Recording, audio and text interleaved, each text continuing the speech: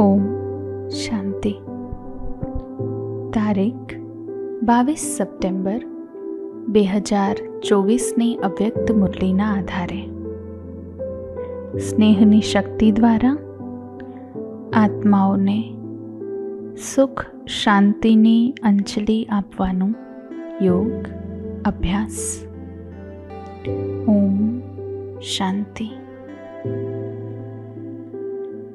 હું ઈશ્વરીય પ્રેમ અને સ્નેહ પ્રાપ્ત કરનારી અતિ ભાગ્યશાળી આત્મા છું. બાપ દાદા પ્રતિ મારા હૃદયમાં સ્નેહના મોજા ઉમડી રહ્યા છે.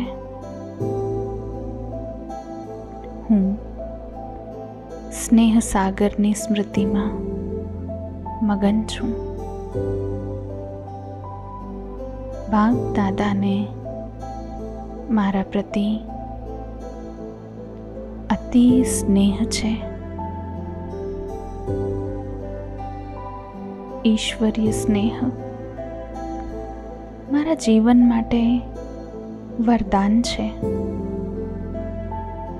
આ સ્નેહની શક્તિએ મારી બધી જ પરિસ્થિતિઓને સહજ બનાવી દીધી છે. દરેક પગલામાં મારું સારું જ સમાયેલું છે. બાબાનું સ્નેહ મારી માટે અદ્ભુત છત્રછાયા છે. આ છત્રછાયામાં હોવાથી માયાનું પડછાયું સુધા મારી પર પડી નથી શકતું.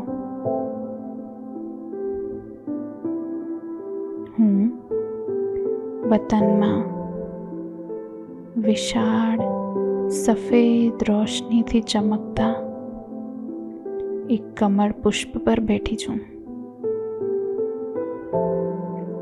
શિવ બાબાની દિવ્ય કિરણો મારી પર પડી રહી છે. હું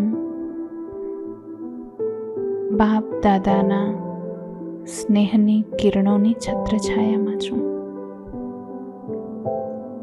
આ સ્નેહની કિરણો ધીમે ધીમે મને ઘેરી રહી છે.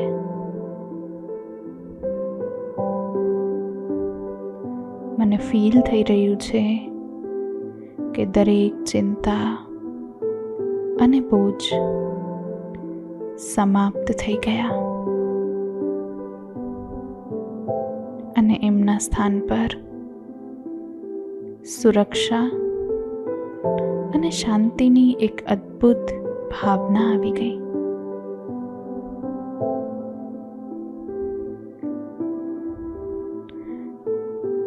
આ એક પરિવર્તનકારી શક્તિ છે.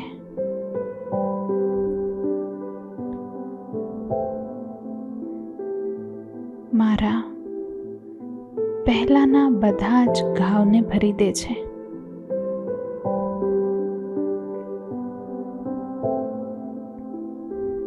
હું ફીલ કરી રહી છું કે આ સ્નેહ અવિનાશી છે, સદૈવ મારી સાથે રહેશે.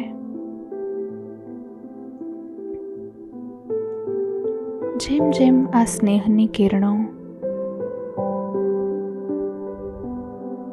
મારી અંદર પ્રવાહિત થતી જાય છે,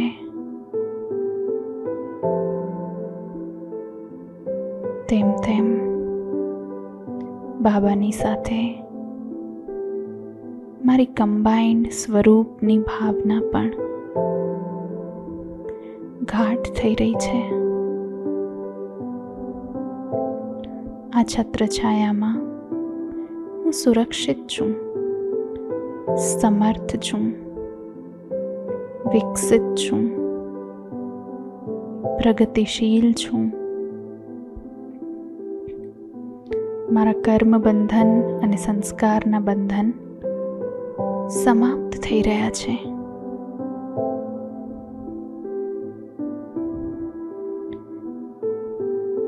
હું મનસાથી નિરાકારી છું. વાચામાં નિરઅહંકારી છું અને કર્મણામાં નિર્વિકારી છું. ઈશ્વરીય સ્નેહ મને સમર્થ બનાવે છે. મારી સમર્થતા વિશ્વ કલ્યાણ કરી રહી છે.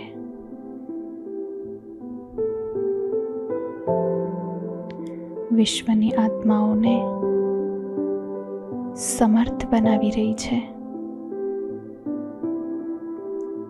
સર્વ આત્માઓને શક્તિઓ દ્વારા ભરપૂર કરી રહી છે. હું સર્વ આત્માઓને